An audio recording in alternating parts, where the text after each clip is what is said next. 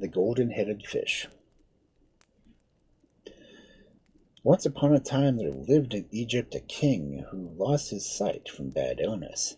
Of course, he was very unhappy, and became more so as months passed, and all the best doctors in the land were unable to cure him. The poor man grew very thin from misery that everyone thought he was going to die, and the prince, his only son, thought so too.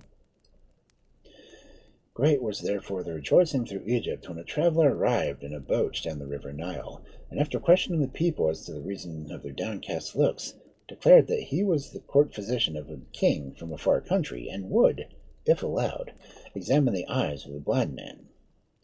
He was at once admitted into the royal presence, and after a few minutes of careful study, announced that the case, though very serious, was not quite hopeless. "Somewhere in the great sea," he said, "there exists a golden-headed fish. If you can manage to catch this creature, bring it to me, and I will prepare an ointment from its blood which will restore your sight. For 100 days I will wait here, but if at the end of that time the fish should not be uncaught, I must return to my own master." The next morning the young prince set forth in quest for the fish, taking with him 100 men, each carrying a net. Quite a little fleet of boats was awaiting them, and in these they sailed to the middle of the great sea. During 3 months they labored diligently from sunrise to sunset, but though they caught large multitudes of fish, not one of them had a golden head. "It is quite useless now," said the prince on the very last night. "Even if we find it this evening, the 100 days will be over in an hour, and long before we can reach Egypt's capital the doctor will be on his way home. Still, I will go out again and cast the net once more for myself." And so he did, and at the very moment that the 100 days were up, he drew in the net, the golden-headed fish entangled into its meshes. "Success has come, but, as happens often, it is too late," murmured the young man, who had studied in the schools of philosophy. "But all the same, put the fish in the vessel full of water, and we will take it back to show my father that we have done what we could." But when he drew the fish, it looked up at him with such piteous eyes that he could not make up his mind to condemn it to death. For he knew well that, though doctors of his own country were ignorant of the secrets of the ointment, they would do all in their power to extract something from the fish's blood. So he picked up the prize of such much labor and threw it back into the sea, then began his journey back to the palace. When at last he fetched it, he found the king in a high fever, caused by his disappointment, and he refused to believe the story told him by his son.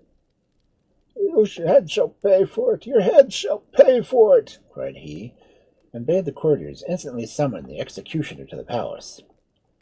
But, of course, somebody ran at once to the queen and told her all the king's orders, and she put common clothes on the prince and filled his pockets with gold, and hurried him on board a ship which was sailing that night to a distant land. "Your father will repent some day, and he will be thankful that you are now alive," said she. "But one last counsel I will give you, and that is, take no man into your service who desires to be paid every month." The young prince thought this advice rather odd. If the servant had to be paid anyhow, he did not understand what difference it could be made whether it was by the year or by the month. However, he had many times proved that his mother was wiser than he, and so he promised obedience. After a voyage of several weeks, he arrived at the island in which his mother had spoken. It was full of hills and woods and flowers, and beautiful white houses stood everywhere in gardens.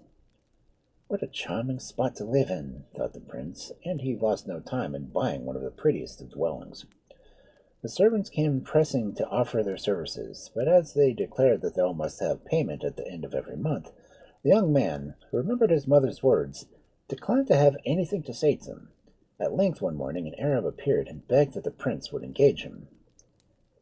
"And what wages do you ask?" inquired the prince, when he had questioned the newcomer and found him suitable. "I want no money," answered the Arab. "At the end of a year you can see what my services are worth to you, and you can pay me in any way you like." And the young man was pleased, and took the Arab for his servant. Now, although no one would have guessed it from the look of the side of the island where the prince had landed, the other part was a complete desert, owing to its ravages of a horrible monster which came up from the sea and devoured all the corn and cattle. The governor had sent bands of soldiers to lie in wait for the creature in order to kill it, but somehow no one ever happened to be awake at the moment its ravages were committed. And it was in vain that the sleepy soldiers were always punished severely. The same thing invariably occurred next time, and at last heralds were sent throughout the island to offer great reward to the man who could slay the monster. As soon as the Arab heard the news, he went straight to the governor's palace. "If my master can succeed in killing the monster, what reward will you give him?" he asked. "My daughter, and anything besides what he chooses," answered the governor. But the Arab shook his head. "Give him your daughter and keep your wealth," he said, "but henceforward let her share your grains, wherever they are." "It is well," replied the governor, and ordered a deed to be prepared, which was signed by both of them. That night the Arab stole down to the shore to watch, but before he set out he rubbed himself all over with some oil which made his skin smart so badly that there was no chance of his going to sleep, as the soldiers had done. Then he hid himself behind a large rock and waited. By and by a swell seemed to rise in the water, and a few moments later a hideous monster, part bird, part beast, and part serpent, stepped noiselessly on the rocks. It walked stealthily up to the fields, but the Arab was ready for it, and as it passed, plunged his dagger into the soft part behind his ear. The creature staggered and gave a loud cry, and then rolled over dead, with its feet in the sea. The Arab watched for a little while, in order to make sure that there was no life left in the enemy, but as the huge body remained quite still, he quitted his hiding place and cut off the ear of his foe. Then he carried it to his master, bidding him to show it to the governor, and declare that he himself, and no other, had killed the monster. "But it was you, not I, who slew him," objected the prince. "Never mind, do as I bid you. I have a reason for it," answered the Arab. And though the young man did not like taking credit for what he had never done, at length he gave in. The governor was so delighted at the news that he begged the prince to take his daughter to wife that very day. But the prince refused, saying that it was all he desired was a ship in which he could carry him to see the world. Of course, this was granted to him at once, and when he and his faithful Arab embarked, they found, heaped up on the vessel, stores of diamonds and precious stones, which the grateful governor had secretly placed there. So they sailed, and sailed, and they sailed, and at length they reached the shores of a great kingdom. Leaving the prince on board, the Arab went into the town to find out what sort of place it was. After some hours he returned, saying that he heard that the king's daughter was the most beautiful princess in the world, and that the prince would do well to ask her hand. Nothing loth, the prince listened to the advice, and taking some of the finest necklaces in his hand, he mounted a splendid horse which the Arab had bought for him, and rode up to the palace, closely followed by his faithful attendant. The strange king happened to be in a good humor, and they were readily admitted to his presence. Laying down his offerings on the steps of the throne, he prayed the king to grant him his daughter for marriage. The monarch listened to him in silence, but answered, after a pause, "Young man, if you wish my daughter for your wife, if that is what you wish, but first I must tell you that she has already gone through the marriage ceremony with 190 young men. Not one of them lived for 12 hours after. So think, while there's yet still time." The prince did think, and was so frightened that he very nearly went back to his ship without another word. But just as he was about to withdraw his proposal, the Arab whispered, "Fear nothing, but take her." "Luck must change some time," he said at last, "and who will not risk his head for the hand of such a beautiful princess?" "As you will," replied the king. "Then I will give orders that the marriage shall be celebrated tonight." And so it was done, and after the ceremony the bride and bridegroom retired to their own apartments to set by themselves, for such was the custom of the country. The moon shone bright, and the prince walked to a window to look out upon the river and upon the distant hills, when his gaze suddenly fell on a silken shroud laid neatly out on the couch, with his name embroidered in gold thread across the front, for this was also the pleasure of the king. Horrified at the spectacle, he turned his head away, and this time his gaze suddenly fell on a silken shroud neatly laid out on a couch, with his name embroidered in gold thread across the front, for this also was the pleasure of the king. Horrified at the spectacle, he turned his head away, and this time his glance rested upon a group of men, busily digging beneath the window. It was a strange hour for anyone to be at work, and what was the hole for? It was a curious shape, so long and narrow, almost like, yes, that's what it was. It was his grave that they were digging. The shock of the discovery rendered him speechless, yet he stood fascinated and unable to move.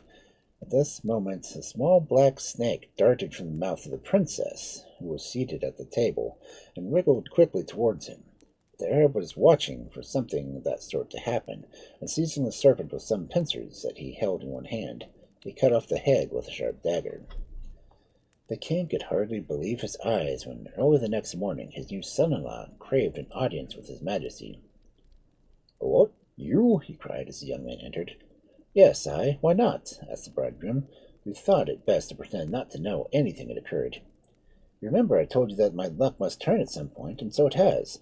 But I came to ask whether you would be so kind as to bid the gardeners to fill up the great hole right underneath my window. It spoils my view." "Oh, yes, it certainly does. Of course, it shall be done," said the king. "Is there anything else?" "No, nothing, thank you," replied the prince, as he bowed and withdrew. Now, from that moment, the Arab had cut the snake's head off. The spell, or whatever it was, seemed to have been taken off of the princess, and she lived very happily with her husband.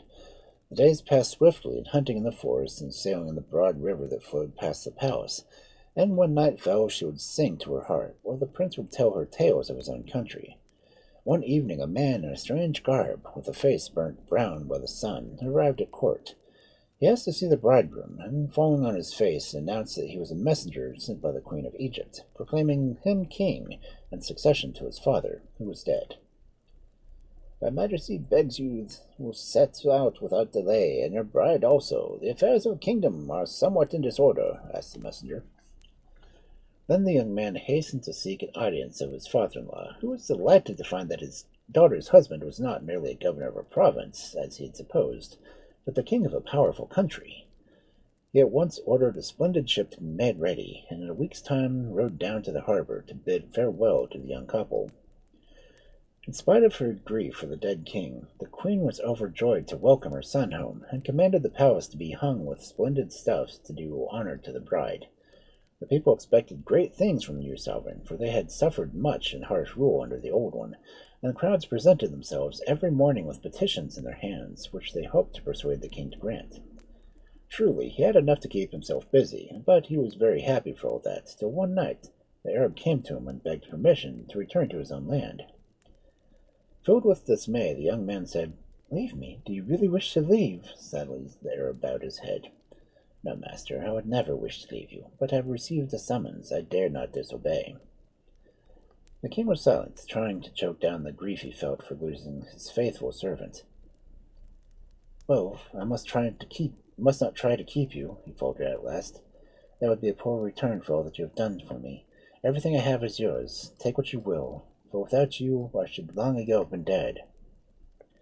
"And without you I should have long been dead," answered the Arab. "I am the golden-headed fish." Okay.